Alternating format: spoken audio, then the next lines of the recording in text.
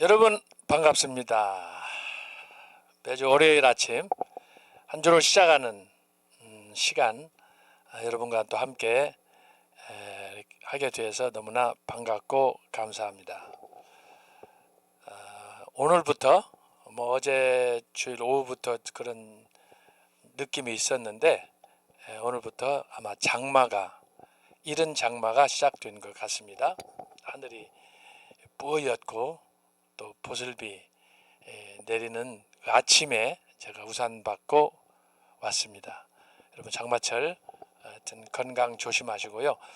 오늘 또 시로 여는 종교개혁사 늘 하듯이 오남 이승만 박사의 4대 건국 이념에 기초해서 만든 노래 나의 조국 대한민국, 그리고 경제 부국 경제개발 5개년 계획으로 이렇게 대한민국을 새롭게 한 우리 중수 박정희 대통령의 혁명의 불꽃처럼 두 곡 듣고 시작하도록 하겠습니다. 여러분 함께 부르시겠습니다.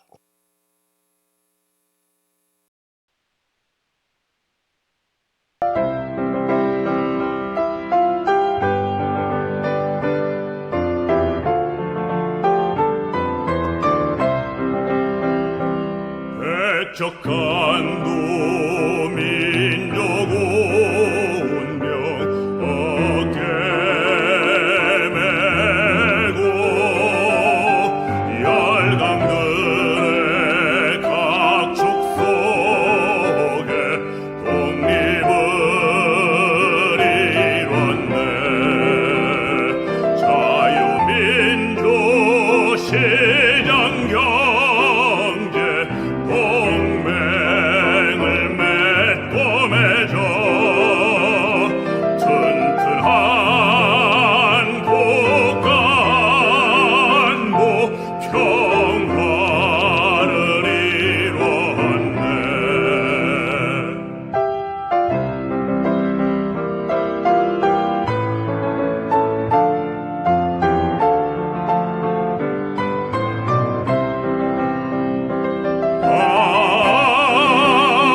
오남 이승만 나라 세운 건국 대통령.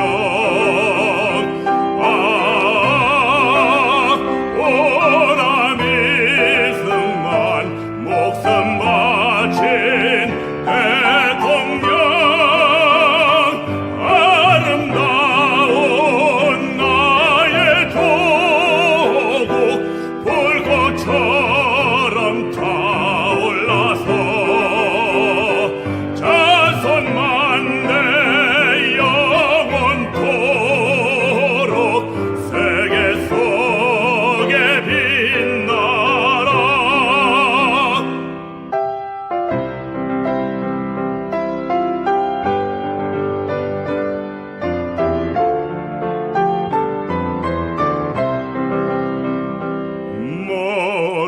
머나먼 이국 땅에 찬란한 태양, 나라 사랑 님의 충정 어이 비할까. 영원 깃든 걸음마다 눈물 어리여도 이 한 몸 빛되리라. 등불이 되리라.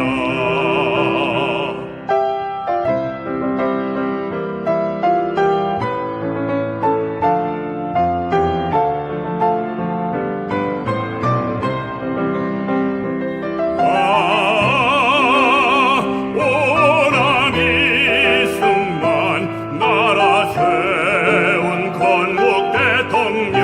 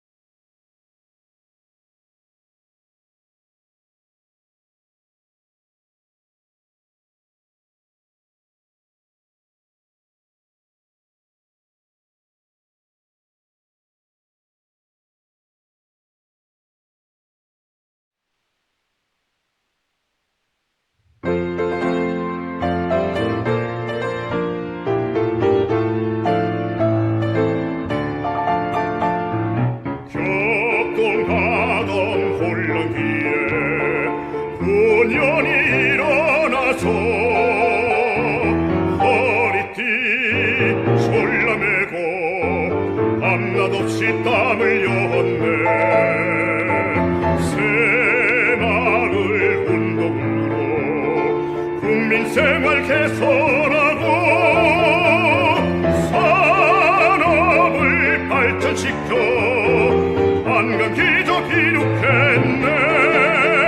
한평생을 조국 위해 목숨 바쳐 충성하고 역사 속에 보고 강경 찬란히 이룩했네. 오늘은 세계로 내일은 미래로 한겨레의 민족혼을 세계 속에 휘날려라.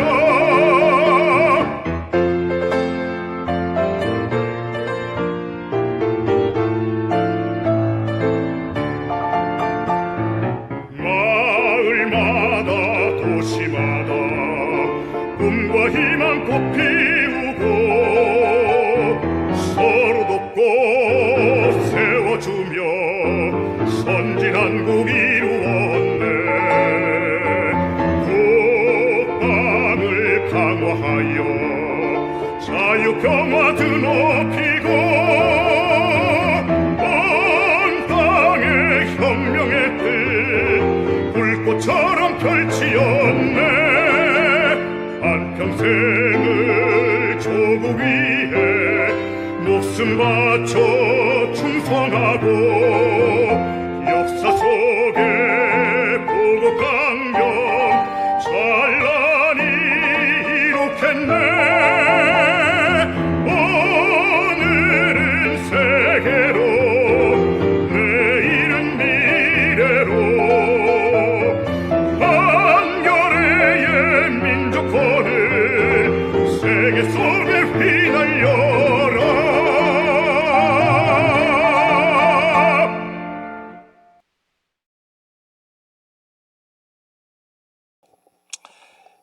여러분 감사합니다. 참 우리나라가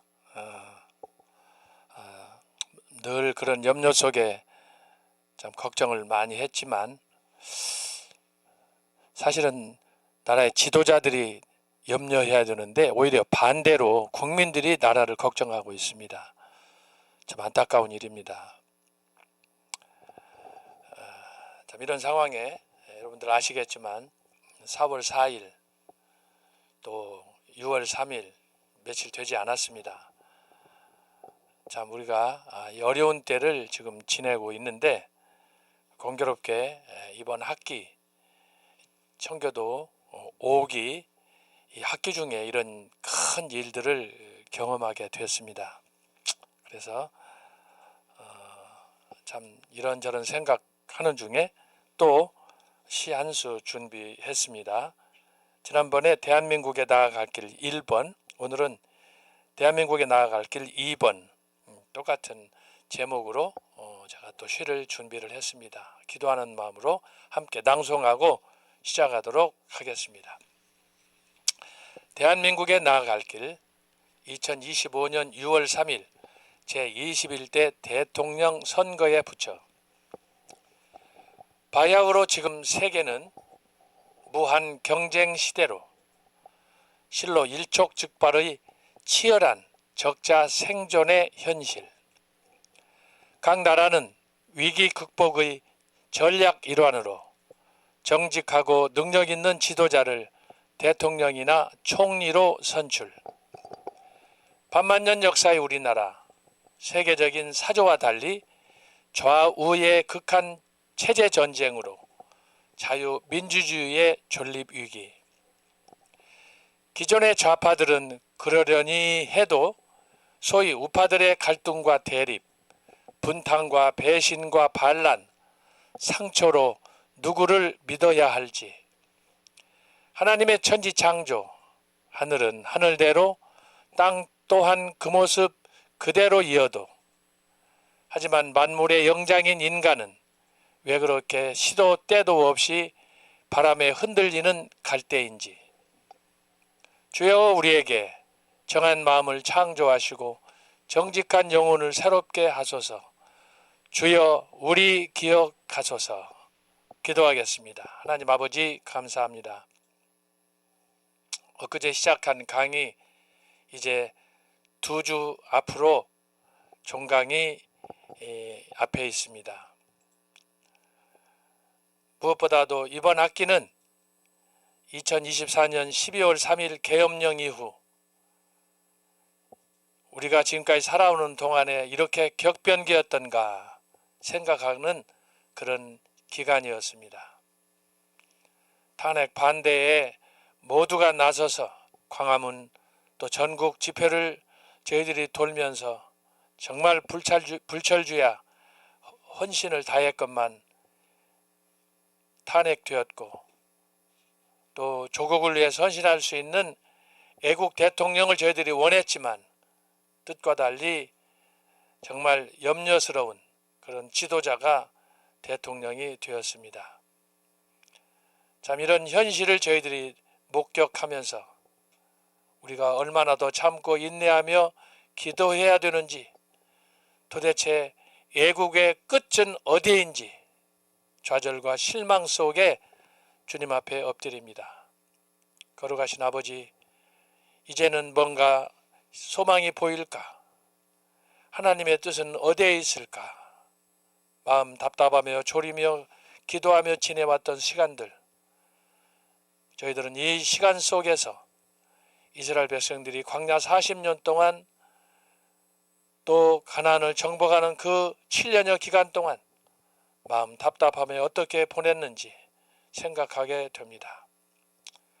하나님 아버지, 그들에게 남다른 인내가 필요했다면, 목적 의식이 그들에게 있었다면 오늘 이 시대에 저희들에게도 좀 더 참고 인내할 수 있는 그런 마음을 주시고 반드시 승리의 그날까지 하나님 저희들에게 목표의식을 주셔서 뒤로 물러가지 않고 좌로 우로 흔들리지 않고 표대를 향해 앞으로 전진해 갈 수 있게 인도해 주옵소서.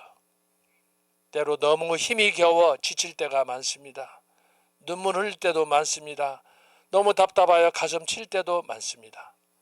주여, 저희들의 이 간절한 애원, 간절한 탄식 주께서 응답하여 주셔서 결코 이 나라 5,000년의 대한민국이 좌파들에 의해서 연방제로 가거나 혹은 나라가 패망하지 않도록 하나님이여 끝까지 붙잡아 주시옵소서.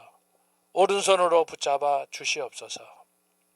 저희들이 서로 얼굴은 대할 수 없지만 이번 학기 청교도 5기 학우들과 더불어 또 1, 2, 3, 4 우리 학우들과 더불어 이번 학기도 여기까지 왔습니다. 우리 가운데 누구도 좌절하지 않게 하시고 오직 하나님의 소명에 응답하는, 오히려 더 믿음으로 전진하는 성숙한 우리 청교도 신학원 학우들 되도록 인도해 주옵소서. 얼굴을 보며 대면하지 못하지만 저희들이 각각 처한 위치에서 국내는 국내대로, 해외는 해외대로, 특별히 오지 선교 현장에서 이 강의를 들을 때 성령께서 동일한 역사로 함께하여 주옵소서. 때때로 마음이 무겁지만 그러나 우리는 주님께서 주신 말씀대로 내가 세상을 이겼노라, 주님의 말씀 붙잡고 승리하는, 또 승리의 그날까지 힘차게 달려가는 저희들 되게 해 주시옵소서.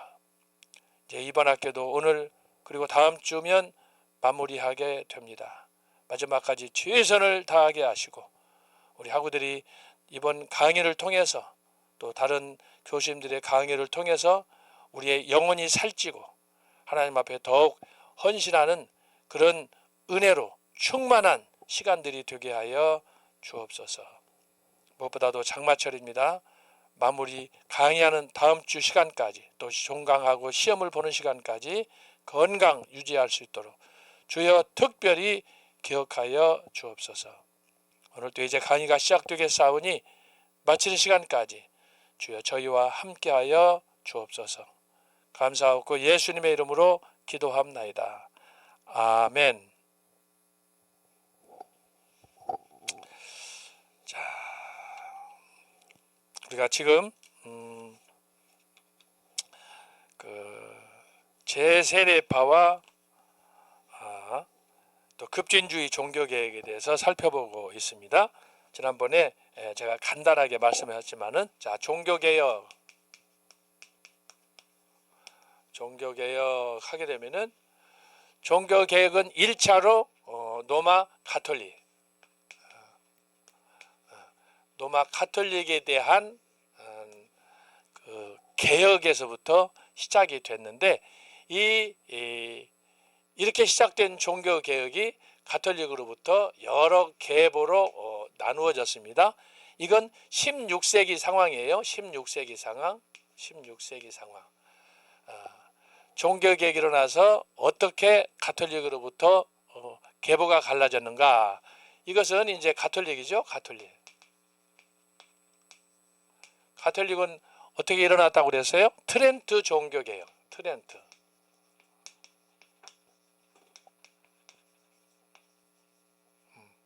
트렌트 종교개혁은 대략 한 18년 동안 크게 3차에 걸쳐서 진행이 됐다. 우리가 이미 말씀 살펴봤어요. 어떻게 해서 가톨릭에서 그 트렌트 종교개혁이 일어났느냐? 한마디로 말하면, 이러다가는 우리 로마 가톨릭 교회는 망하겠다. 끝까지 버티다가 마지막에 스스로 자체 개혁을 위해서 나선 소위 개혁이 가톨릭의 트렌트 종교 개혁이다 했습니다. 몇 년? 18년 동안 3차례에 걸쳐서 시작이 됐다. 이 내용은 여러분들이 참고하시면 좋겠어요. 이미 강의를 제가 마쳤고요. 자, 가톨릭 교회에서 트렌트 종교 개혁을 이렇게 했는데, 이 트렌트 종교 개혁에 있어서 쟁점이 있을 거 아닙니까? 왜 우리 스스로 종교 개혁을 해야 되느냐? 그것은 내부적인 그런 발상이 아니고 사실은 외부로부터, 예를 들면 루터, 그 다음에 츠빙글리, 그리고 존 칼빈, 그 다음에 지금 우리가 살펴보고 있는 제세례파.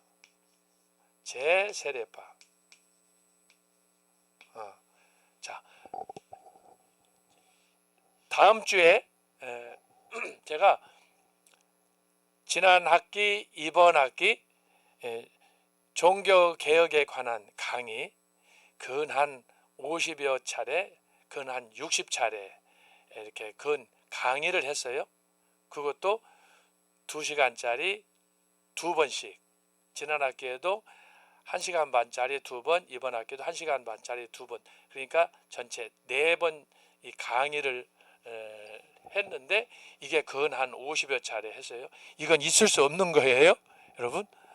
예를 들어서 총신대에서 강의를 한다 그러면 혹시라도 우리 학우들 가운데 강의하시는 분들, 대학교에서나 또 신학교에서 강의하시는 분들 계실 텐데, 보통 교육부에서 정해준 그 시간이 16주예요.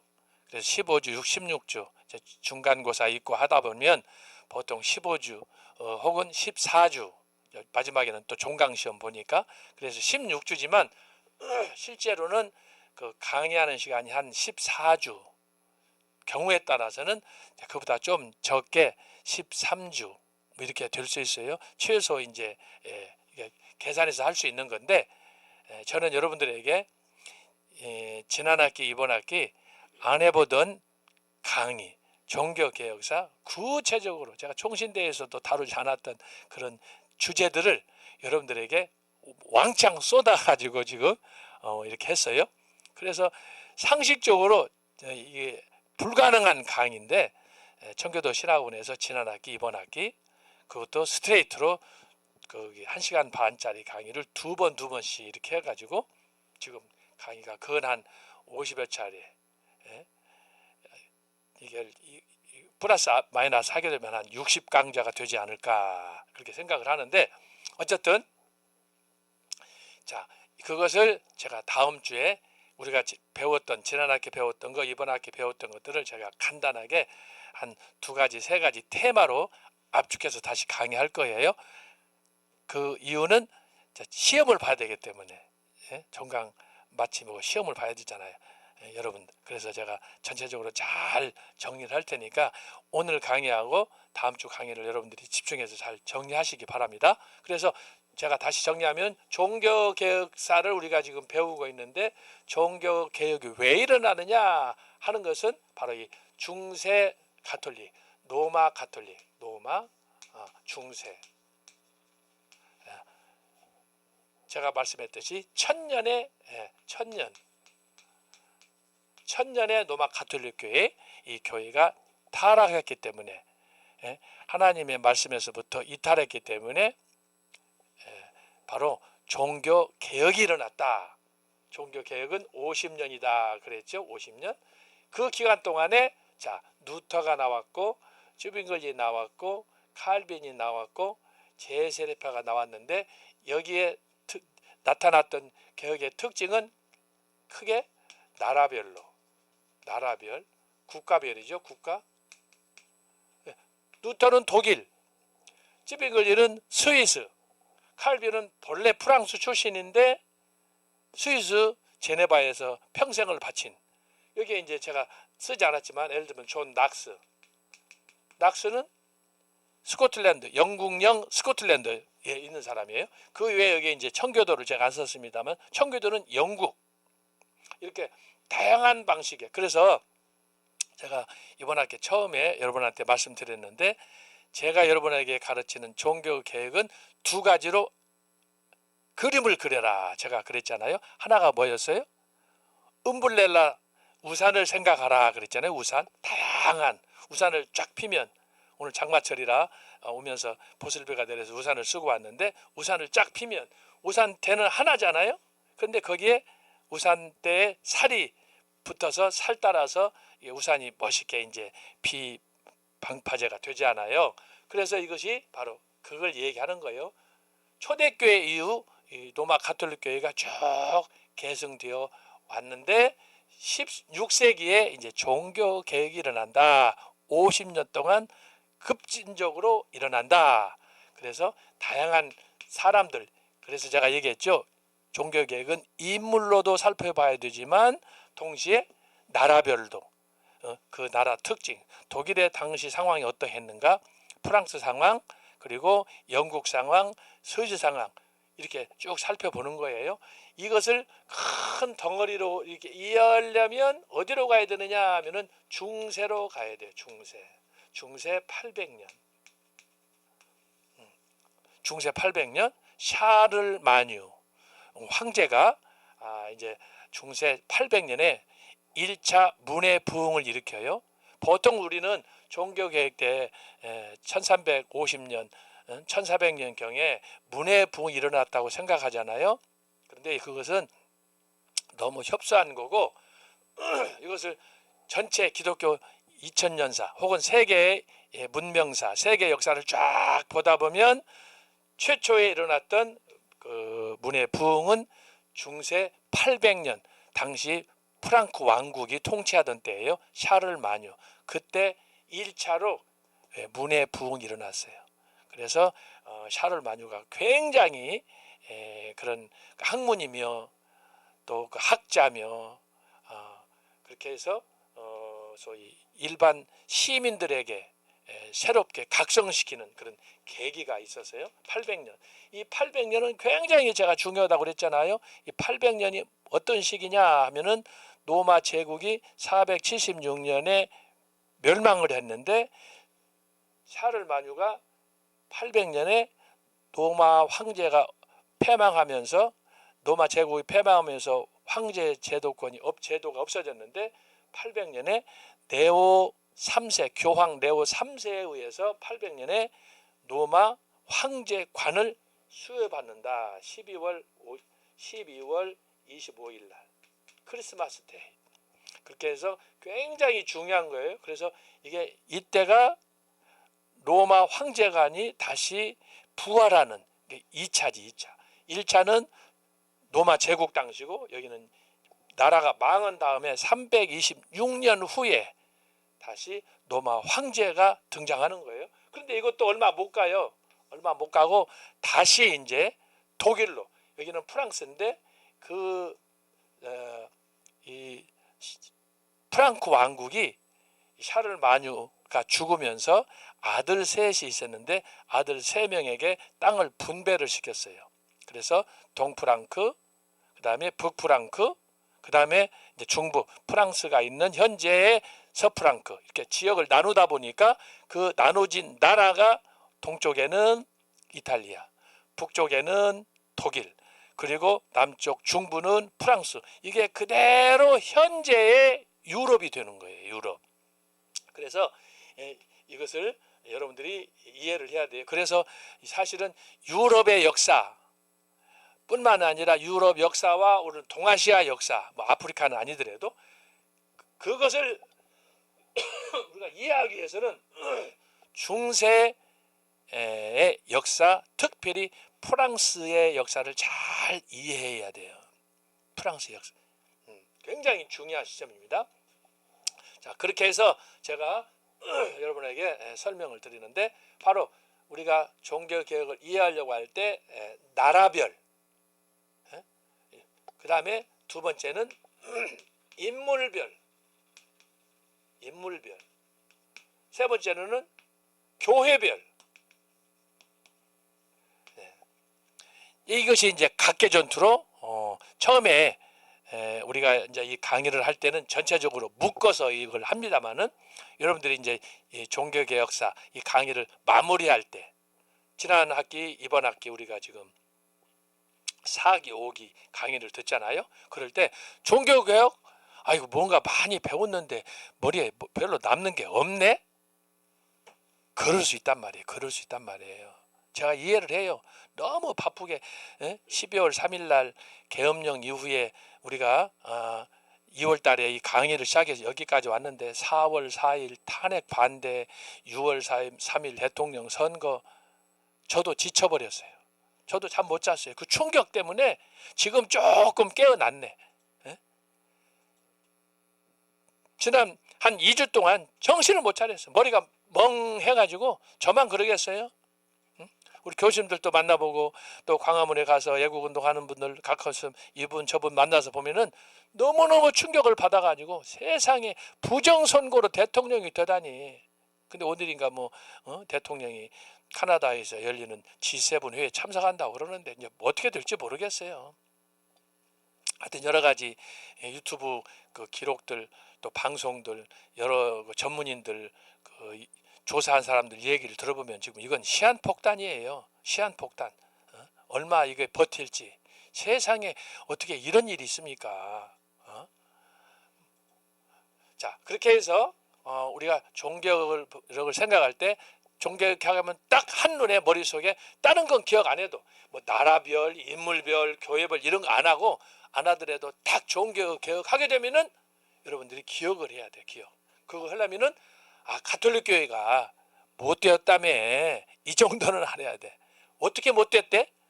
지가 하나님이라며, 교황이 하나님이라며, 하나님 대리자라며. 그런데 뭐 했어? 지가 하고 싶은 대로 다 했대. 요신식으로 말하면 북한은 김정은처럼 한 거야. 지 마음대로 다. 그러니 교회가 하나님을 대신한 하나님의 지도자라 해놓고 김정은식으로 하면 되겠어요? 그래서 중세교회가 1000년 동안 유지하다가 망하는 거예요. 망하는데 그때 등장한 사람이 루터고 쯔빙글리고 칼빈이고 낙스고 영국의 청교도고, 그중에 이제 막바지 제세례파가 등장했다. 그러니까 보세요. 가톨릭은 하나인데 이 가톨릭 교회에 이래서는 안 된다. 그래서 이 사람들이 다 어떻게 다 반기를 든 거예요. 반기. 교회가 이러면 되냐는 거야. 교회가 이러면 되냐는 거야. 요즘 우리가 똑같아. 대통령 이러면 되냐는 거야. 대통령. 이 사람들은 다 반대인데 가톨릭 내부에서는 우리는 마치 암 환자와 같이 중세 교회만 이걸 무감각한 상태에서 모르는 거예요. 교황이나 그쪽에 있는 추기경이나 신부나 거기에 있는 성직자들이. 자, 그러다가 보니까 이게 이제 보세요. 이게 가톨릭이야. 가톨릭과 이게 유럽이야, 유럽.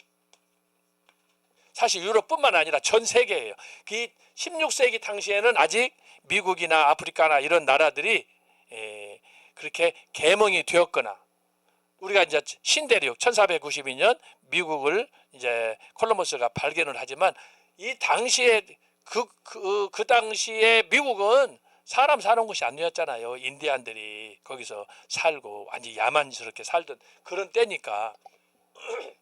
그러다 보니까 주로 문명이라는 게 아까 말씀한 것처럼 이 유럽, 로마를 중심으로 한, 프랑스를 중심으로 한, 영국이나 독일을 중심으로 한 유럽이란 말이야. 센트럴 유럽. 그런 거 보면은 그때 당시에 우리나라는 이제 800년 정도 되면은 이제 통일 신라가 지배하던 때예요.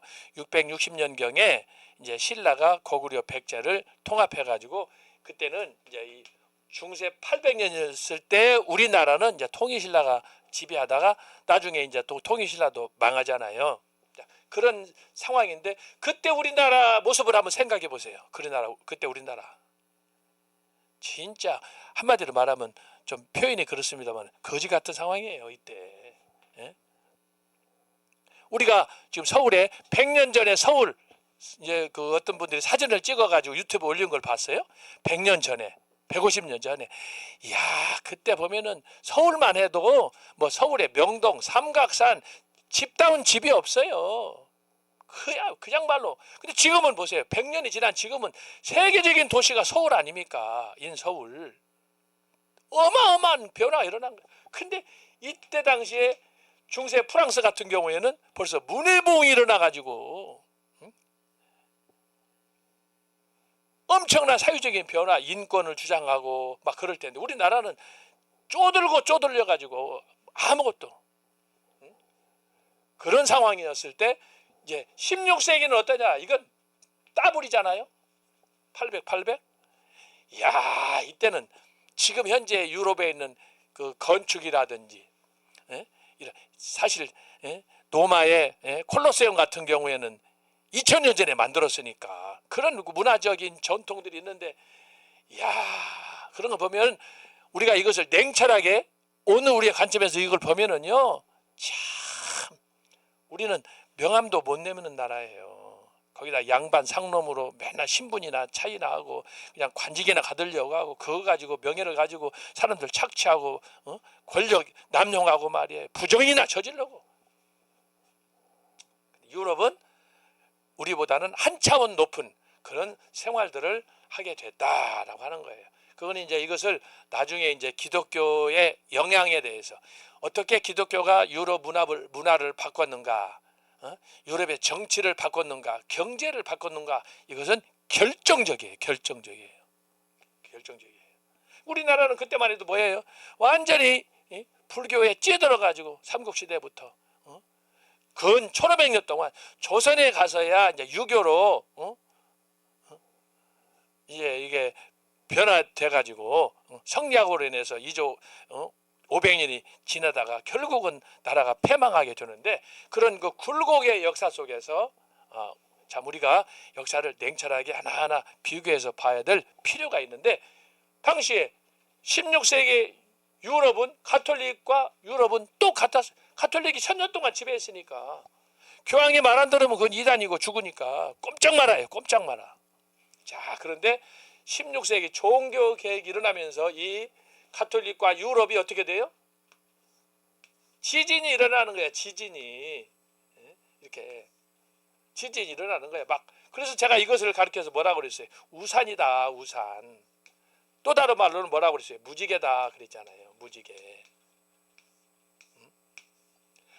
하나였는데 이것이 예를 들어서 이 가톨릭과 유럽은 똑같다고 그랬는데 이것이 이제 종교 개혁으로 분열하면서 이때 생긴 게 뭐냐 하면은 민족주의야. 민족주의.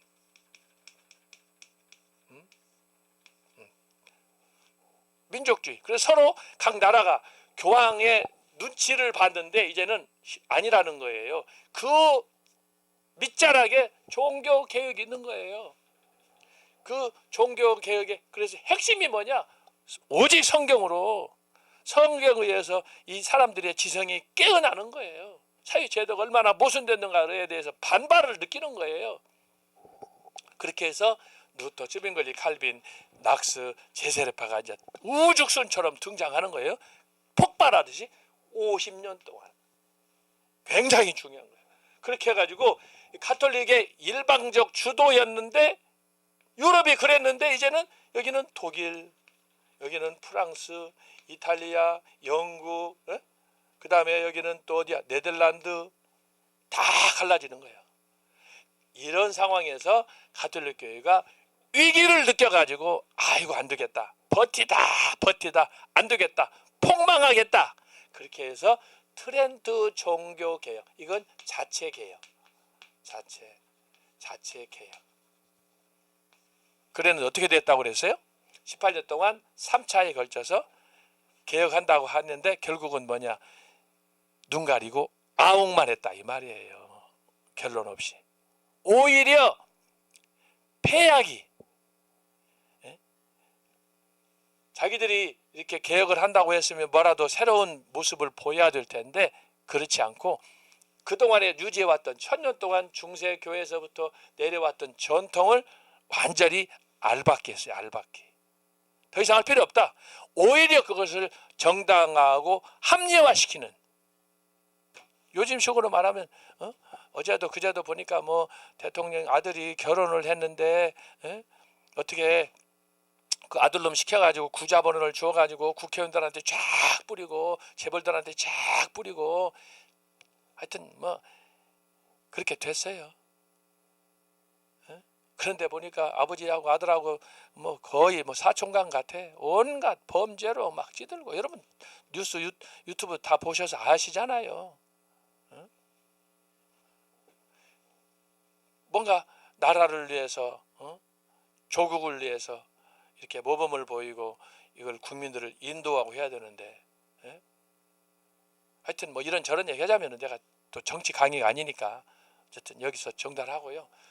자, 그런 이 형태가 종교개혁기 로마 가톨릭 교회에서 나타나는데 그것을 우리가 오늘의 현실과 이렇게 비교하면 그렇게 별다른 차이가 없는 거예요. 500년 전이나 지금이나 누가 지도자이건 간에 여기다 비교해보면 우리가 많이 각성할 필요가 있다라는 것을 깨닫는 거예요. 그래서 제가 간간히 이 정치적인 얘기도 하는 건데 여러분 참고하시기 바랍니다. 그래서 이렇게 가톨릭의 일방 주도 아래서 마침내 우산이 되고 무지개가 되었다. 그래서 제가 이걸 통해서 뭐라고 했어요? 종교개혁의 다양성을 봐라. 그랬어요. 다양성. 어떻게 종교개혁이 루터, 쯔빙글리, 칼빈, 낙스, 청교도, 제세례파를 통해서 나타나는가 이걸 보라는 거예요. 그러면서 제가 다양성을 보라는 거예요. 다양성. 이걸 통해서 여러분들이 성경을 읽을 때 혹은 교회에 가서 예배를 드릴 때 나는 어디에 속했는가 여러분들이 그것을 단순히 비판 아닌 비판이 아니고 성경이 뭐라고 말씀하느냐 나는 말씀과 함께 어디에 서 있는가 나는 어디로 가는가 이걸 보라는 거예요. 그러다 보니까 제가 늘 강조했던 게 뭐예요? 정통이다 그랬죠. 정통 개혁 그리고 칼빈 제가 이렇게 나오는 거예요. 그것을 한쪽으로 치우치기보다는 자, 이런 아주 거시적인 안목을 갖고 여러분이 지금 500년 후니까 종교개혁은 16세기인데 우리는 지금 21세기를 살아가잖아요. 오늘의 관점에서 종교개혁 루터를 보고 쯔빙글리 칼빈을 이렇게 봤을 때 또 제가 강의를 통해서 말씀과 더불어서 다양하게 말씀을 풀었기 때문에 그걸 통해서 여러분이 다양성을 보는 거야. 다양성을 보면서 칼빈에게 이런 장점이 있었고 루터에게 이런 장점이 있었고 쯔빙글리는 이렇더라. 그것을 여러분들이 잘 배우고 그것을 제가 압축해서 정리한 게 정통이다. 이 정통은 어디서 나오느냐? 초대교회에서부터 중세교회에서부터 이게 쭉 하나의 맥을 가지고 쭉 나타난다. 이것이 초대교회. 초대교회에서부터 어떻게 중세를 거쳐서 지금까지 이렇게 발전해 왔느냐 하는 것을 보는 거예요. 여러분, 오늘 저와 여러분이 이렇게 신앙생활하고 애국운동하고 그러는데 이것은 잡탕이 아니에요. 혼합주의가 아니에요. 우리는 비록 좀 부족하고 연약한 부분이 많이 있지만 그럼에도 불구하고 우리가 추구하는 것은 뭐냐? 하나님의 말씀에 기초해서 바른 신학. 이 정통이란 뭐냐? 바른 신학이에요. 바른 신학. 자, 이것이 초대교회로부터 예수님의 말씀으로부터 성경에 기초해서 어떻게 발전해 왔는가. 만약에 옆에서 이렇게 이단적인 신비적인 이런 것들이 등장해 가지고 혹시라도 우리가 그것을 붙잡고 선택해서 그것이 맞다. 예를 들어 여기 신비주의다. 그러면은 신비주의는 성경을 안 믿어요. 자기 체험만을 막 강조하지. 그럼 여기 이성주의는 뭐예요? 종각 목사님이 그렇게만 늘 강조하시잖아요. 이성주의는 지가 하나님이라는 거야. 자유주의가 거기에 기초하는 거예요. 자기 이성에 자기 판단에 의해서 자기가 임을 하는 거예요. 만약에 그런 쪽으로 우리가 자유주의 신학적으로 이게 정통이다라고 했다면 우리는 절단 나는 거예요. 절단 나는 거예요. 지금까지 우리가 한 것들은 다 염불이 되는 거예요. 그러나 감사한 게 뭐냐?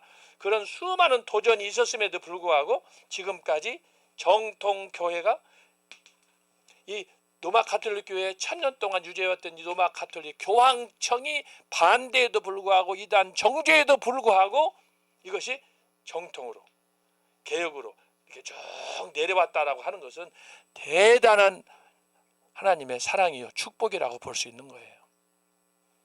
저는 가끔 그런 생각을 해요. 제가 태어난 곳은 저 시골인데 시골 교회 해방되자마자 1945년 8월 15일 해방되자마자 그곳에 어떻게 교회가 개척이 됐어요. 그런데 그 교회, 나는 그 교회가 무슨 교회인지 잘 알았겠습니까? 할머니 때부터 아버지 따라서 쭉 그 교회를 출석하다가 봤는데 그 교회가 어느 날, 저는 장로교, 감리교, 침례교가 뭔지 몰랐던 사람이에요. 그런데 어느 날 노예 가서 보고 또 사회적으로 이제 활동도 하고 학교 신학교 가서 이렇게 보니까 그 교회가 저의 모 교회가 장로교회더라고. 장로교회? 그래서 장로교는 하나인가 그랬더니 아닌 거예요. 장로교가 여러 개가 있는 거야. 장로교.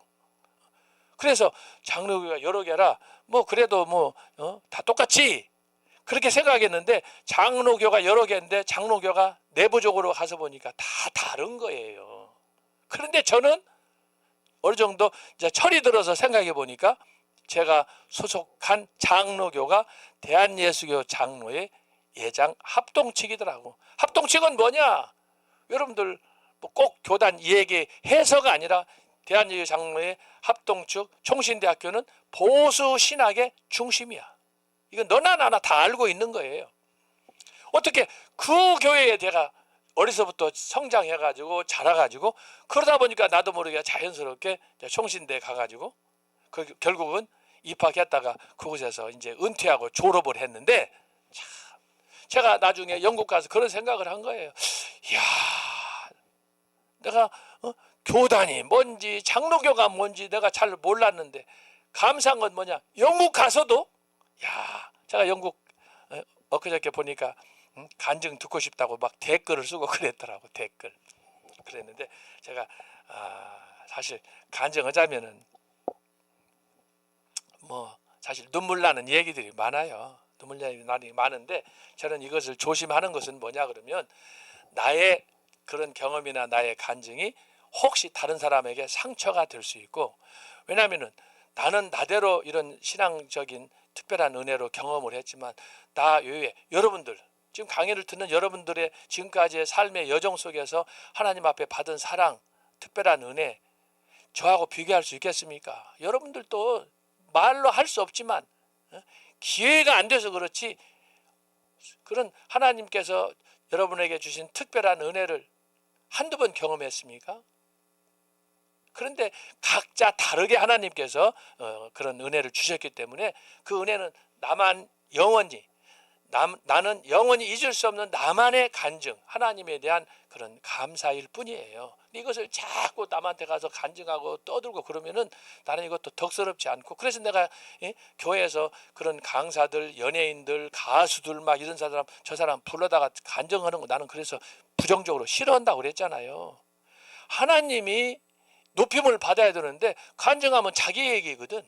그래서 저는 그것도 굉장히 조심하고 삼가하는 편이에요. 하여튼 모든 일에 있어서 그분만 영광을 받아야 돼. 자, 그래서 어쨌든 저는 이제 그렇게 해서 영국 갔는데, 영국 가서도 참 너무너무 감사한 거야. 여러분이 정강호 목사님을 통해서 많이 들으셨지만 세상에 로이드 존스 목사님, 존 스타트 목사님, 그분들이 하는 연구소, 그분들이 세운 학교에 가서 공부를 했다. 여러분, 영국의 대학교가, 신학교가 얼마나 많습니까? 우리나라도 많지만.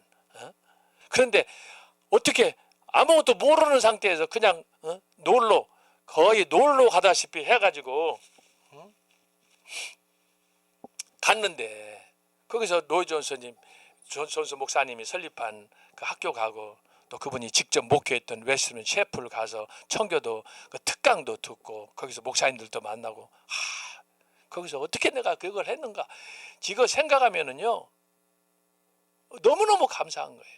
그래서 그런데 그 2년 과정이 너무너무 힘들었어요. 뭐 영어가 돼야지, 영어를 한다고 뭐 샬라샬라 한다고 뭐 하와유 뭐 파인 땡큐 한다고 영어 하는 게 아니잖아요. 이제 공부를 하려면 논문을 써야 되는데, 설교를 해야 되는데, 이게 보통 일이 아니야. 이거 나는 못하겠구나. 내가 포기할 생각으로 다 짐을 싸가지고 정리해가지고 서울로 보냈는데, 하나님께서 또 나를 붙잡으셔가지고 저 스코틀랜드로 인도를 하셨는데, 이야, 영국의 런던 신학교 로이드 존스 목사님이 설립한 학교도 청교도 신학교라고 그랬잖아요. 청교도.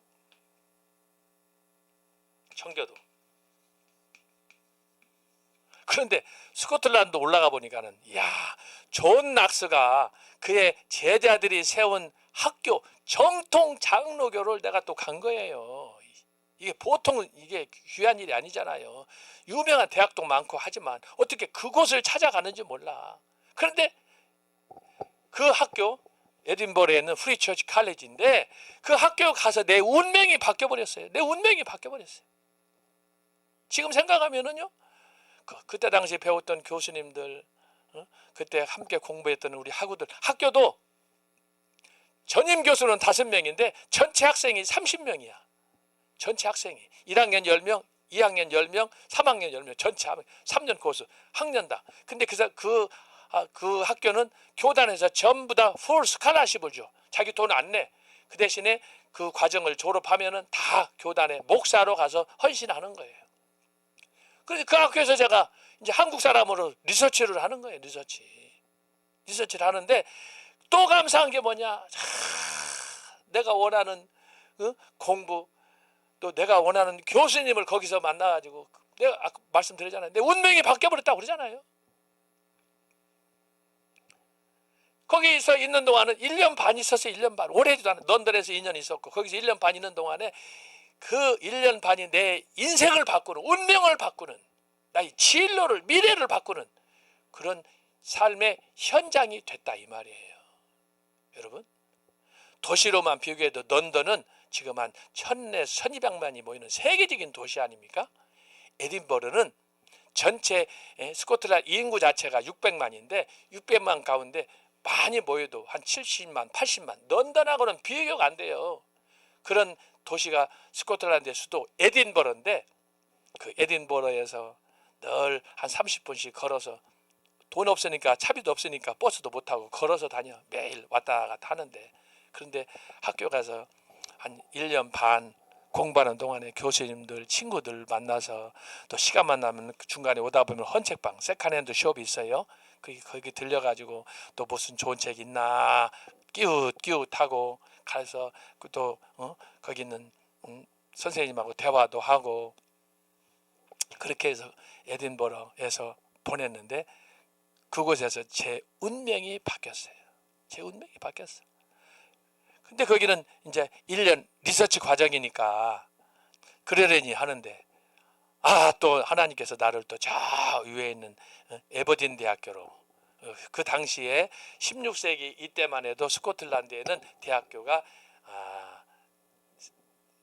3개가 있었어요. 하나가 글라스고 대학교, 또 하나는 에버딘 대학교, 또 하나는 세인트 앤드루스 대학교.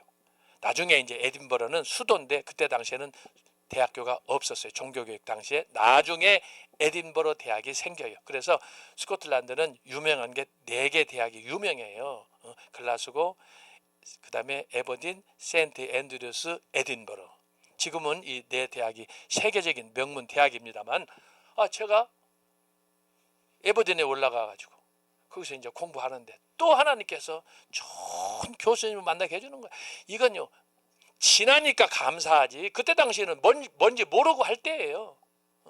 좋은 교수님들을 저한테 붙여줘가지고 하는데 또 좋은 친구를 붙여주는데 생각 밖에 내가 뭐 누구를 친구를 만난다고 계획하고 만나겠습니까? 미지의 세계를 가는데 가서 그곳에 보니까 하나님이 나를 위해서 좋은 친구 준비해, 교수 준비해.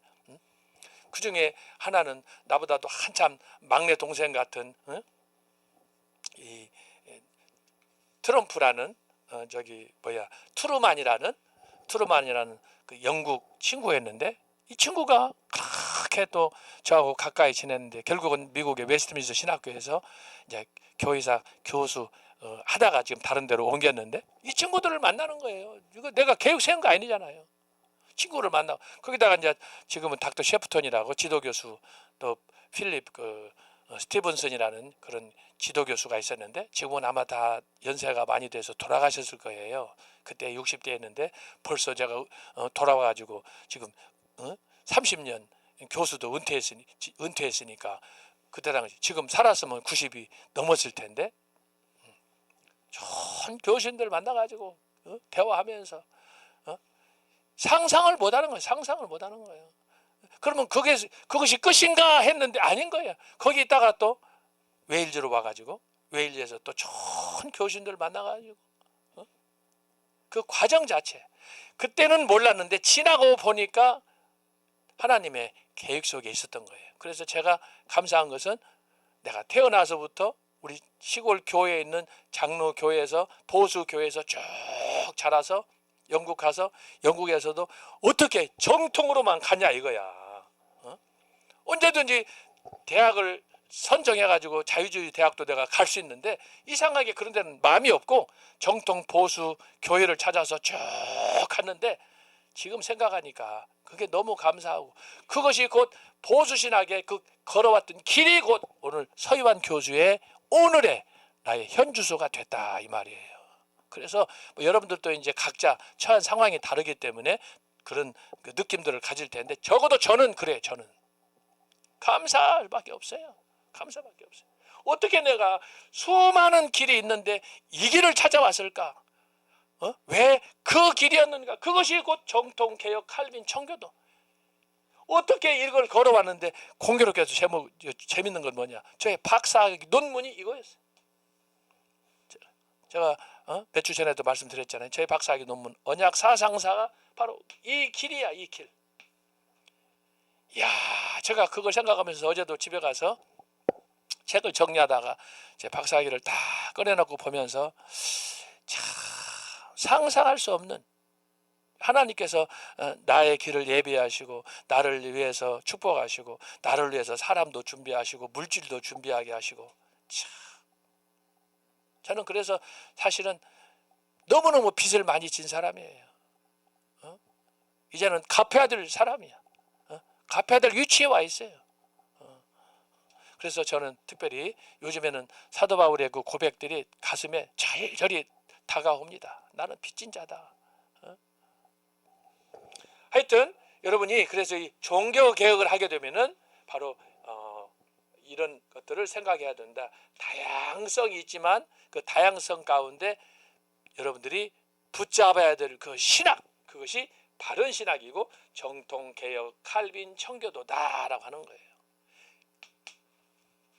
그런데 정광훈 목사님이 바로 이 청교도 신학원을 설립해가지고 이 청교도 신학원을 통해서 수많은 말씀표에 있는 것처럼 하나님의 말씀을 그렇게 강의하고 또 세미나하고 그렇게 외쳤는데 결국은 청교도 신학원에서 제가 여러분을 만난 거 아닙니까? 청교도 신학원이 아니었으면 저와 여러분이 이렇게 만남이 있었겠습니까? 그러면 제가 그냥 뭐 한 학자로서 그냥 조용히 살다가 갈 건데 세상에 종교 개혁을 학교에서 정교 신학대학원에서 16주 중간고사 기말고사 빼면 14주 이런저런 행사 축제다 뭐다 하면 또 한 주 두 주 빠지고 그러면은 대부분 13주 12주 13주인데 그 13주 1시간 반짜리 강의하고 말 텐데 지금 55강의 60강의를 지금 하고 있다 이 말이에요. 여러분들이 어쨌든 다시 한번 반복해서 강의를 잘 보시고 중요한 건 뭐냐? 종교개혁은 이건 제가 개발한 저의 아이템이에요. 종교개혁을 우산으로 이해해라. 또 다른 하나는 종교개혁을 무지개로 이해해라. 그 얘기는 뭐냐? 다양성이다. 하나의 색깔로만 보지 마라. 그래서 우산도 그렇지만 무지개 특별히 무지개는 뭐예요? 빨주노초 파남보가 있는데 이걸 쫙 피게 되면은 몸은 하나인데 색깔은 7가지 8가지잖아요. 그게 바로 가톨릭에서 나온 종교개혁의 모습이다. 그래서 여러분의 제가 이걸 하는 이유는 여러분의 역사적인 통찰력을 시야를 좀 쫙 패러다임을 넓히라. 그래서 제가 이걸 구상해서 만든 거예요. 다양한. 그래서 우리가 그걸 이해하려면은 초대교회도 이해해야 되고 중세도 이해해야 되고 내 전공만 알면은 안 되는 거예요. 내 전공만 이해하면 쪽발이가 되는 거예요. 그러니까 앞뒤가 막힌 사람, 답답한 사람이 되는 거예요. 위골수가 되는 거예요. 그래서 여러분이 제 강의를 통해서 이렇게 다양한 패러다임을 여러분들이 볼 수가 있고 그러면서 여러분들이 나는 강의 듣는 중에 이게 좋다 저게 좋다 여러분 선택할 수 있잖아요. 제가 혹시 이렇게 강의를 해도 나는 아니다라고 할 수도 있고 그건 자유롭게 선택을 하세요. 그러나 강의의 내용이 동의할 만하다. 그럴 때는 참고해서 여러분들이 결정하면 된다 이 말씀이에요. 자 이렇게 해서 종교개혁이 쭉 진행되어 가는데 우리가 살펴보려고 하는 이 제세례파는 뭐냐 하면은 자 지난주에 말씀 안 드렸는데 잘 들으세요. 제세례파는 뭐냐? 종교개혁의 또 다른 이단화다. 그렇게 생각하면 좋아요. 종교개혁을 했어요. 그런데 종교개혁이 마치 이단화와 같다라고 하는 거예요. 거기에는 뭐가 있느냐? 제가 지난주에 이미 설명했어요. 지난주에 설명을 했어요. 자, 제세례파가 강조하는 신학적 쟁점에 대해서 제가 지난주에 말씀드렸어요. 첫 번째는 뭐라고 그랬어요? 왜 그것이 이단적이냐라고 하는 거예요. 첫 번째 뭐예요? 세례 문제. 세례, 특별히 유아 세례. 보통 이제 제세례파에서 제가 말씀한 것처럼 침례교, 회중교회, 소위 형제들의 교회, 이 교회들의 특징은 뭐냐 하면은 신앙생활이 가능하면 오늘 현재적 관점에서 성경을 이해하려고 하는 거예요. 너무 과거에 집착하지도 않고 너무 미래도 집착하지 않고 굉장히 실전적으로 리얼리스틱한 그런 입장에서 오늘의 관점에서 신앙을 이해하려고 하는 거예요. 그러다 보니까 이 사람들에게 있어서 이 문제가 뭐냐, 왜 유아세례 이것을 아니라고 했느냐라고 하면은 이것은 뭐냐 하면은 구약 시대에 유대적인 전통이 여기에 깔려 있다 이 말이에요. 제세례파, 이 회중교회 이 입장이 그래요. 그래서 이 사람들은 뭐냐? 그래서 주로 이제 침례교회 같은 경우를 제가 지난주에 말씀 안 드렸어요. 자, 지금 드리는 말씀은 뭐냐 하면은 침례교회 같은 경우는 이미 구약의 예언이 예수 그리스도를 통해서 신약 시대에 성취가 됐는데 왜 구약을 설교하느냐? 성취된 언약 신약을 설교를 해야지. 그래서 실제로 침례교회에서 설교하는 설교 1년이든 뭐 10년이든 설교한 내용들 있잖아요. 그 내용들의 그 내용을 분석해 보면 구약을 설교를 한 번 하면 신약은 50번, 100번을 해요. 그래서 구약의 설교를 거의 안 하고 그냥 읽어도 묵상하고 지나갈 뿐이고 강단에서 선포되는 메시지 자체가 어디에 포인트가 있느냐? 예언이 성취된 신약에 집중되어 있다. 그러다 보니까 신약에 집중되었을 때 신약의 집중에 누가 핵심이냐 하면은 예수님이에요. 예수님. 그렇잖아요. 구약의 예언의 쟁점이 메시아의 도래, 예수님이 오셔서 십자가 지시고 구원을 완성하잖아요. 그러다 보니까 이 구약에서 말한 할례 제도나 또 제사 제도나 여러 것들이 다 예수님의 갈보리 십자가에서의 죽음으로 모든 것이 일순간에 하늘에서부터 땅으로 휘장이 갈라짐으로 이게 역사가 성취가 되잖아요. 그러다 보니까 예수님에게 집중하다 보니까 예수님이 뭐 했어요? 침례를 받았다 이거야. 침례. 그래서 침례, 세례 요한을 갖다가 침례 요한이라고 그러고 예수님의 세례를 침례 받으신 예수님 이렇게 하는 거예요. 여기에 쟁점은 뭐냐? 침례예요. 침례. 근데 예수님이 언제 침례 받았느냐? 어른 때 세례 받고 바로 이제 사역을 시작하시잖아요. 그러다 보니까 성경에서 말하는 구약에서 예언된 소위 말해서 그 예시된 그런 소위 뭐예요? 할례. 또 여러 가지 그 법적인 제도들 이런 것들을 무시하게 되는 거예요. 그래서 이제 지난번에 말씀한 것처럼 유아 세례 이것을 거부한다라고 하는 거예요. 그래서 제가 지난주에 뭐라고 그랬어요? 이 사람들은 성인 세례를 강조하기 위해서 성인 세례를 뭐라고 그런다고 그랬어요? 그 사람들은 교인 중에 교인. 성인 세례 16세 이상 세례 받은 사람들이 모이는 교회 그것이 회중이에요. 그것을 다른 말로 하면 재세례를 받은 거예요. 다시 아나바프티스라고 세례를 받았는 다시 받아야 되는 거예요. 받은 사람은. 그런데 그 사람들을 가리켜서 교인 중에 교인이다. 알곡이다라는 거예요. 알곡. 그러면 자 여러분 봐요. 그런 식으로 우리가 이게 신앙생활 하다 보면 우리 안에 다 그런 거지만 혹 세례 안 받고 예수님을 철저하게 말씀 중심으로 믿는 사람이 있어요? 없어요? 있어요. 그러나 우리가 세례를 받는 건 뭐냐 하면은 공적으로 나는 크리스찬입니다 라는 것을 드러내는 거예요. 그걸 잘 알아야 돼요. 그러니까 세례 받았다고 그래서 우리가 다 된 게 아니에요. 제가 그 지난주에 말씀드린 게 뭐예요? 군대에서 합동 세례식 3,000명 5,000명씩. 근데 그 사람들이 지금 어디가 있어요? 세례 받는 것이 중요해요. 구약시대에 할례, 남자 사내아이의 몸에다가 할례 표피를 떨어내는 것은 굉장히 중요한 거예요. 그건 평생 잊을 수 없는 나만의 간증이에요. 근데 그거 있다고 그러고 신앙생활 안 하고 교회생활 안 하면 껍데기야. 아무 소용이 없는 거예요. 그런데 그 흔적이 중요한 거예요. 흔적이. 그래서 장로교에서 강조하는 것이 뭐냐? 그 흔적이 뭐냐? 그것을 다른 말로 하면은 구약적 전통이다. 이렇게 말하는 거야. 전통이다. 그래서 그 전통, 유대인들은 그 전통만 너무 또 붙잡다 보니까 이게 또 잘못됐네. 그 사람들은 신약을 또 안 믿어서 문제예요.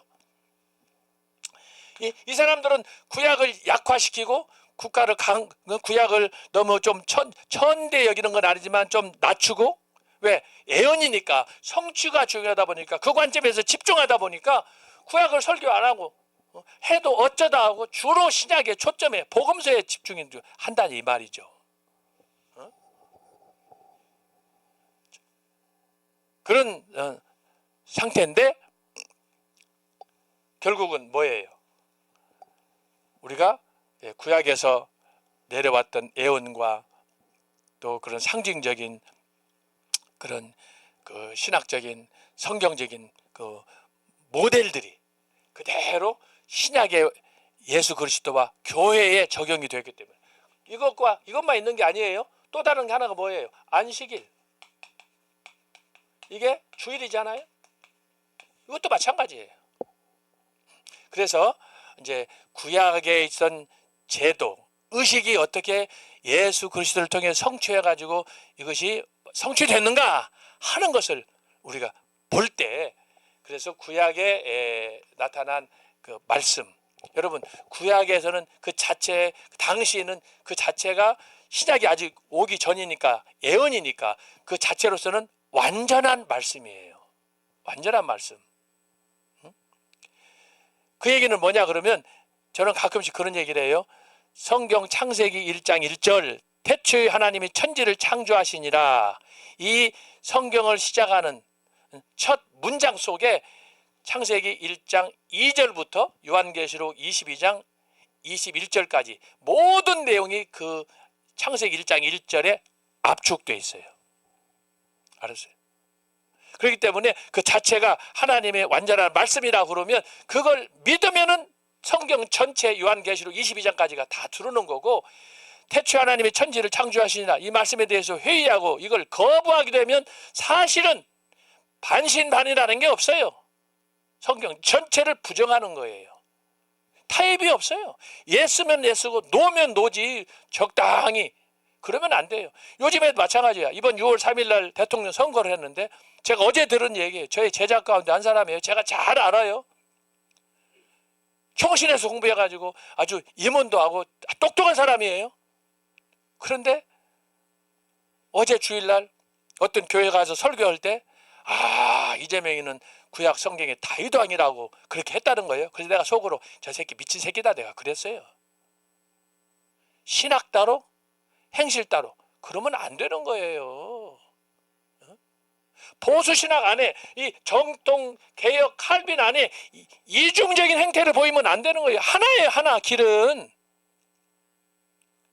그래서 어저께 그 얘기를 듣고 나서 그 새끼 참 제자도 아니고 그 족보에서 파버려야 되겠다고, 싸가지 없다고 말이야. 내가 그냥 진노를 했어요. 진노. 미친놈이라고 말이야. 어떻게 한 입에서 단물과 썬물이 나올 수 있어요, 여러분?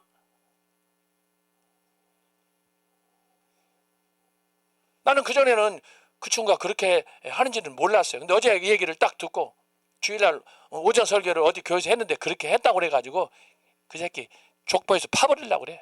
미쳤다고 내가 그랬어요.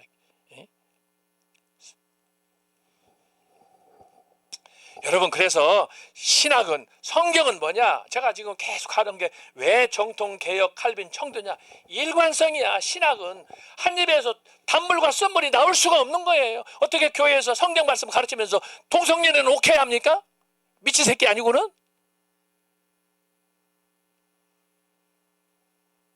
그러면 나라 망하는 게, 교회 망하는 거예요. 한 마음을 품어, 두 마음을 품지 말라고 그렇게 강조하지 않습니까? 하나를 가져도 얼마나 우리가 열심히 하고 헌신하느냐, 이게 쉽지가 않잖아요. 자꾸 우리가 갈대처럼 흔들리니까. 초석변이라고 그러잖아요. 그런데 목사라는 새끼가 말이야, 뭐 좀 안다고 앞에서 설치는 놈이 그런 짓거리 하면 되겠어요? 이재명이는 구약의 다이도왕이에요? 그러더니 저한테 어저께 전화하신 그분도 저의 제자인데 저를 무진장 좋아해요. 근데 그분이 그러더라고. 교수님, 내가 그 설교를 듣고 정 떨어져 가지고 이제 상종을 안 돼. 상종을 안 할 거래. 그런 교회 안에 그럴듯하게 숨어서 은신하는 이 종자들 때문에 나라가 이 꼴이 되는 거예요. 특히 목사들. 교회가 뭐 그런 구경꾼들의 뭐 잔치하는 자리입니까? 지금이 얼마나 어렵고 혼란한 때입니까? 진짜 어디가 어디로 가야 될 것인가, 어떻게 우리가 살 것인가, 이걸 하고 있는데 그런 식으로 이야기하고, 세상에 비유할 데가 없어가지고 이재명이를 구약의 다이도왕에 비교해? 이 미친놈 아니고는 어떻게 해? 그게 그 진정한 목사라고 할 수 있어요? 개혁이고 나발이고? 그래서 여러분이 이걸 잘 봐야 되는 거예요. 그래서 침례교나 형제들의 교회나 대체로 이단성이 있는 이런 교회들의 특징이 뭐냐? 구약 성경을 배제하고 해도 조금 하는 거예요. 주로 신약 성경에, 그것도 복음서에 집중적으로 하는 거예요. 제가 이거 다 영국에서 박사학위 공부할 때 교수님한테 배운 거예요. 교단 분열 쫙 하면서. 이런 얘기는 아마 여러분 보통 못 듣는 얘기예요. 제가 오늘 최초로 여러분한테 공개하는 거예요. 그래서 이 사람들은 침례예요. 제가 여의도 침례교도 가봤어요. 이거 다 현장을 제가 또 돌아보고 그런 거예요. 거기는 강단 밑에 목욕탕이 있어요. 목욕탕. 침례실이 있어요. 아니면 강단 옆에다가 따로 침례 받을 수 있도록 침례실을 만들어 놓고 겨울에는 추운데 어떻게 받아? 물을 뒤어가지고 마치 목욕탕처럼 뒤어가지고 이렇게 들어가서 할 수 있더라고요. 물론 여러분은 여름에는 괜찮지. 그거야 중요한 건 아니고요. 하여튼 예수님께서 세례 요한을 통해서 요단강에서 침례를 받았다. 그러니까 우리는 침례를 해야 된다. 참 그런데요. 성경 번역자들이 영어 바티즘을 우리말로 번역할 때 침례라고 안 하고 세례라고 한 게 이게 끝내주는 거예요. 알았어요?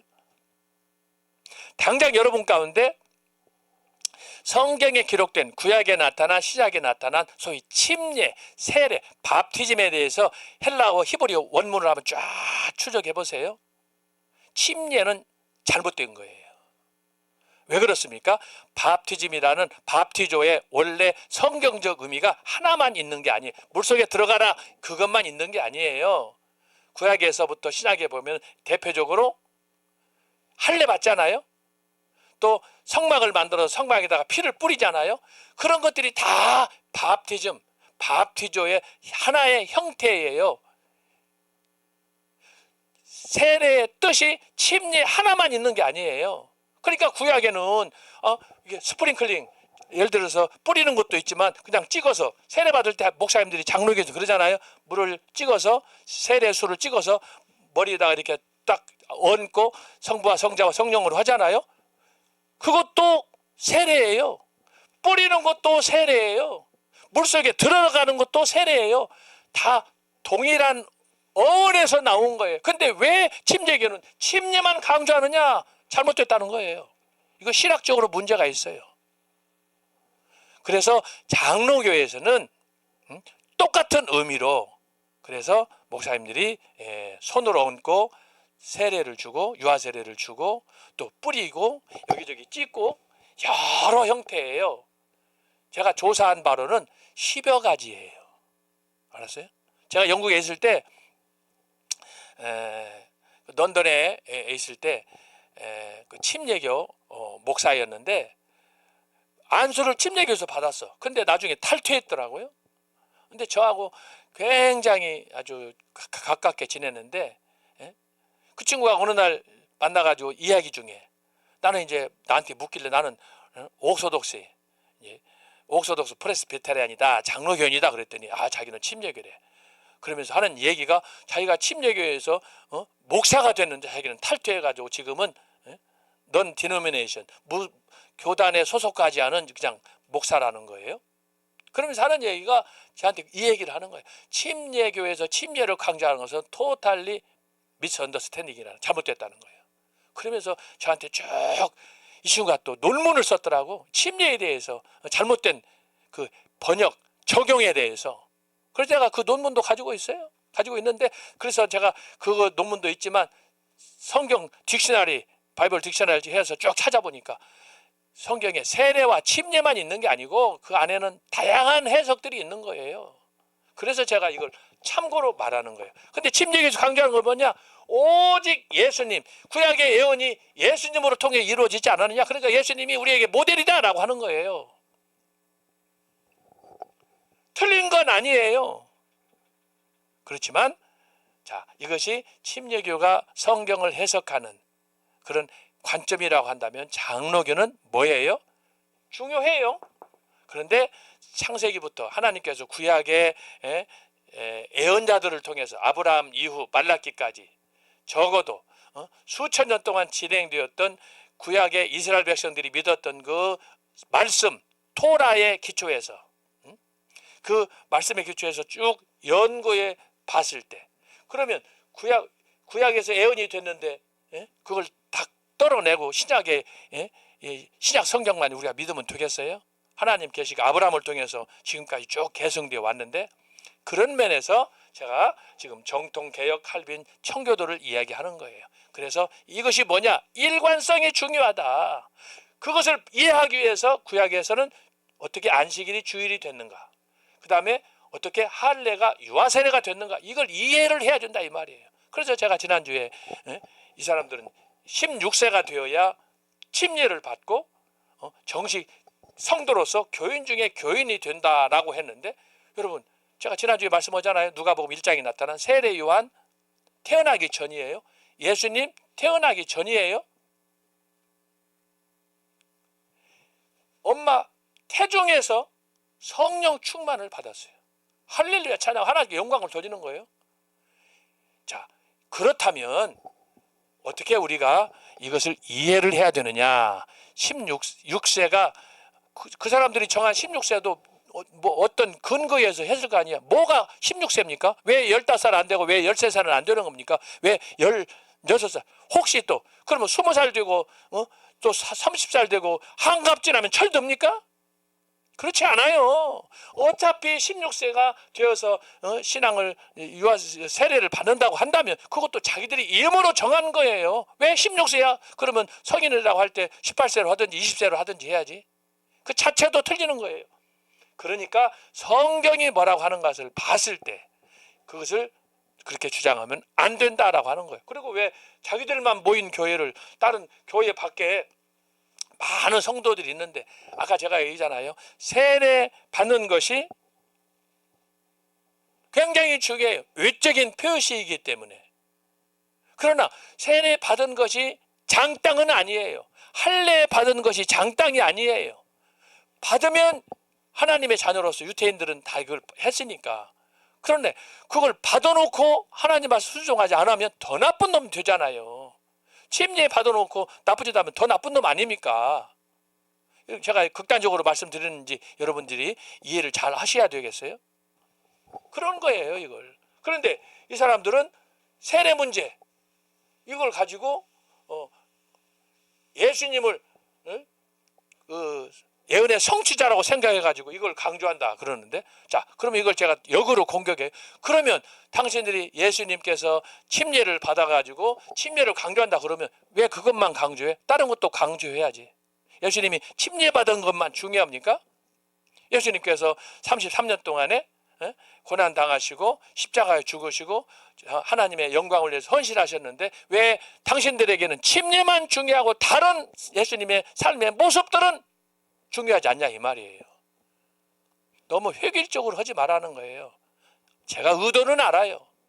그렇지만 그런 좀 외통수적인 편향된 그런 관점에서 벗어나서 좀 더 넓은 포괄적인, 그래서 제가 지금 아까도 강조한 우산으로 봐라, 무지개로 봐라 그러잖아요. 그래서 이것을 폭넓게 이해하면서도 성경이 뭐라고 말하느냐, 이것을 잘 그 뿌리를 찾는 것이 중요한 거예요. 그래서 시간이 걸리는 거고, 이것을 위해서 우리 청교도 신학원에서 우리 교수님들이 지금 열강을 하는 거예요. 첫 번째는 세례, 두 번째는 뭐였어요? 제가 지난주에 말씀드렸잖아요. 직제, 장로, 혹은 이제 노회, 총회. 직제를, 이것을 거부하는 거예요. 나하고 하나님과의 관계에서만 중요하지 무슨 장로, 노회, 총회가 필요 없느냐, 필요하냐는 거예요. 그런데 여러분, 우리나라가 왜 이렇게 지금 골치 아픈 상황이겠습니까? 우리가 다 정직하게 자유롭게 자유민주주의 살고 그러면 왜 범죄가 일어납니까? 왜 살인이 일어납니까? 왜 사기를 칩니까? 사람이 근본적으로 타락했기 때문에 안 되는 거예요.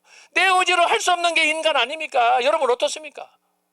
내가 내 마음을 내 마음대로 할 수가 없어요. 그게 성경만 그걸 가르치는 거예요. 성경은 인간을 전적으로 토탈 디프라비티 아닙니까?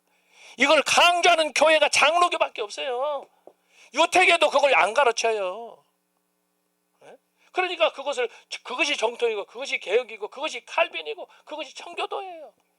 하나님이 특별한 은혜가 아니면 나는 구제받을 수 없다. 나는 하나님 앞에 태어나서부터 나는 의로운 게 1%도 없다. 0%다. 100% 나는 토탈리 하나님 앞에 범죄한 타락한 죄인 중에 교수다 이렇게 고백하는 거예요. 여러분, 제가 장로교회라고 하는 제가 장로교회 외에 다른 감리교만 해도 예를 들면 거기는 적당히 아직도 완전히 인간이 타락하지 않았다는 거예요. 조금 남았다는 거예요. 웨슬리가 그렇게 하고 그렇게 강조하고 그다음에 아르미니안도 그렇게 강조하고 초대교회 때부터 그게 나오는 거예요. 전통이.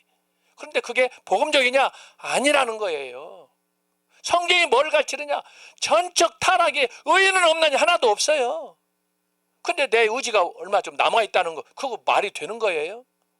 그런데 이 사람들이 말하는 건 뭐냐? 직제, 장로제도 필요 없다. 아, 내가 하나님 앞에서 정직하게 살아가면 되지. 안 된다고. 그게 패착이라 이 말이에요. 여러분, 남자와 여자가 결혼을 할 때 어떻게 합니까? 당신만 사랑한다는 거예요. 세계에 별을 따다가라도 당신만 주겠다는 거. 당신은 선물 중에 선물이라는 거예요. 남자 여자가 그렇게 고백하고 결혼을 하잖아요. 그런데 왜 그렇게 이혼을 합니까? 왜 그렇게 시도 때도 없이 싸우고 그럽니까? 절대 성경에 있는 것처럼 사람은 믿으면 안 되는 거예요. 오직 예수님만 변함이 없어요. 계절 지나고 시절이 지나면, 청춘이 지나고 나이 들면 사람이 말은 안 할 뿐이지 마음속에 다 자기만의 비밀을 간직하고 살고, 그래서 남편도 아내도 절대 100% 믿으면 안 돼요. 믿었다가 코닥친 사람이 한둘이 아니에요.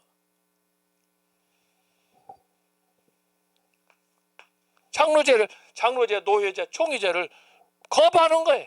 그리고 자기가 하나님 앞에서 소위 만인 제사장, 여러분 이 만인 제사장이라는 게 굉장히 좋은 일인데 이것을 잘못 오해하면 죽는 길이에요. 그게 바로 이 만인 제사장 때문에 이렇게 되는 거예요. 내가 그걸 부정하지 않아요. 그러나 자기 혼자 있을 때는 그런 마음으로 살아요.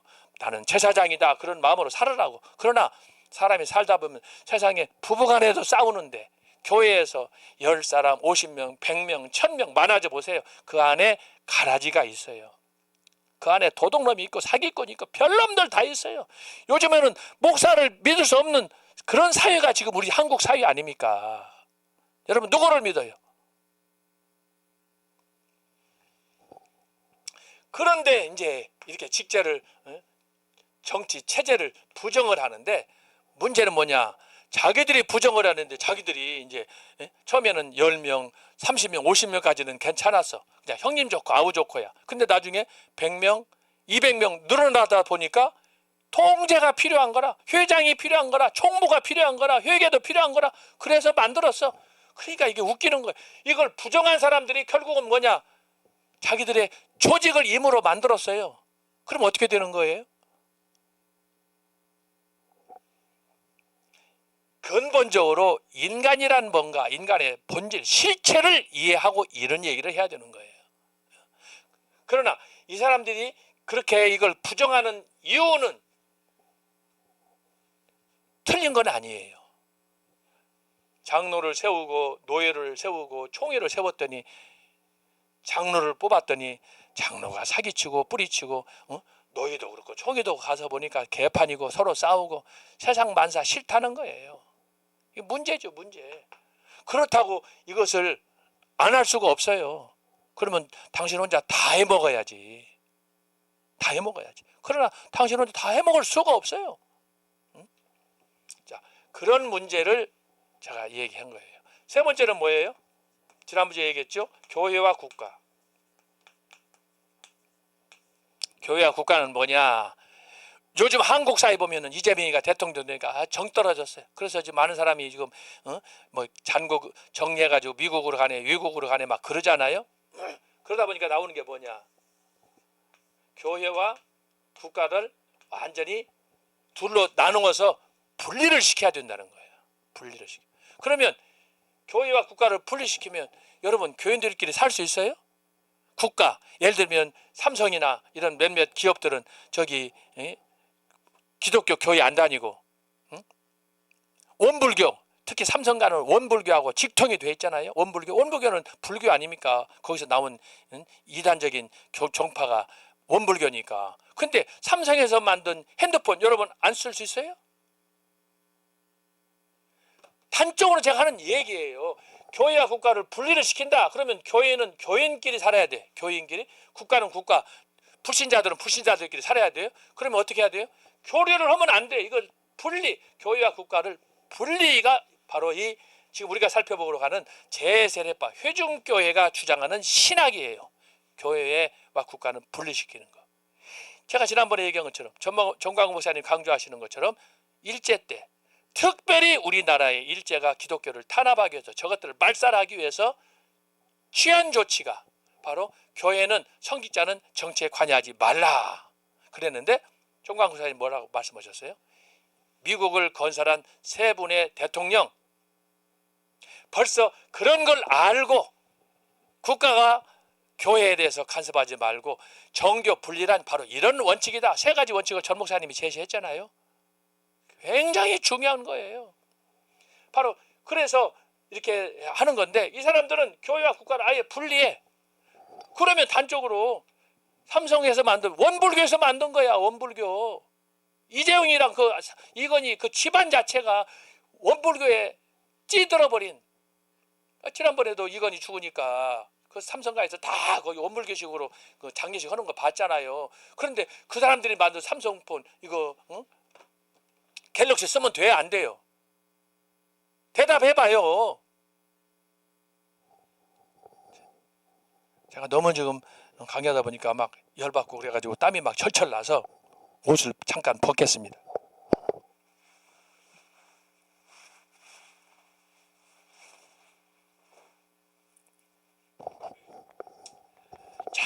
그래서 제가 지금 여러분한테 얘기하는 거예요.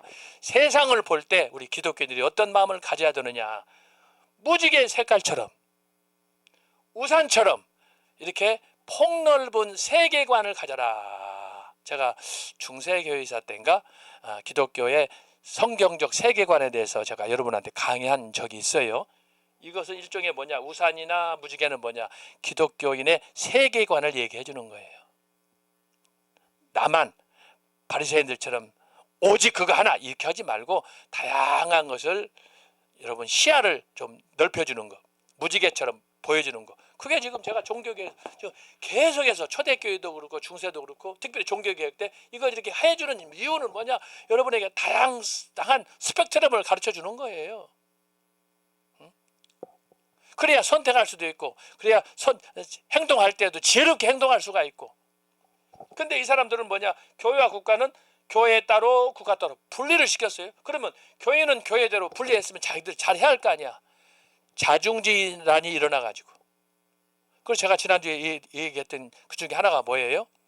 토마스 뮌처 같은 사람이 바로 그런 사람이야. 독일에서 루터 당시의 개혁을, 루터가 종교개혁을 할 때 루터한테 판결을 들어가지고 에이 당신같이 개혁하면 되냐, 하려면 제대로 해라 이렇게 나오는 거 아니에요. 루터의 개혁은 불충분하다. 충분하게 해라. 사회 제도도 바꾸고 교회 제도도 바꾸고 바꿔라 이렇게 나온 거 아니에요. 그러면 그렇게 주장을 했으면 끝까지 그 자기의 사상 정책을 일관성 있게 가야 하잖아요. 그런데 안 그랬어요. 결국은 체포돼 가지고 비참하게 죽었어요. 항상 극단적인. 그래서 여러분 제세례파와 급진 종교 개혁이다 그랬잖아요. 그래서 제가 여기다가 이단아라고 할 수 없지만 그 정도로 루터, 쯔빙글리, 칼빈, 낙세에 봤을 때 기존의 종교 개혁의 메인스트림에서 봤을 때에는 이단적이야. 이것은 마치 로마 가톨릭이 극단으로 자기들의 전통을 주장하는 것처럼 이건 다른 쪽에서 자기들의 사상을 강조하는 그런 면에서 이단적인데, 바로 그런 이단적인 것들이 이렇게 3단계로 나타나는데 자기들끼리 그러면 잘해야 할 거 아니야. 자기들끼리 싸우고 자중재난 일어나가지고 망했다니까. 어떤 사람은 붙잡혀서 죽고. 이게 바로 제세례파와 급진, 회중교회 포함해가지고 16세기에 일어났던 종교개혁의 단면이다라고 하는 거예요. 그래서 여러분이 이것을 잘 이해하시고 한 10분 정도 커피 한 잔 마시고 우리가 그 강의를 진행하도록 하겠습니다. 여러분 한 10분 쉬었다가 하겠습니다.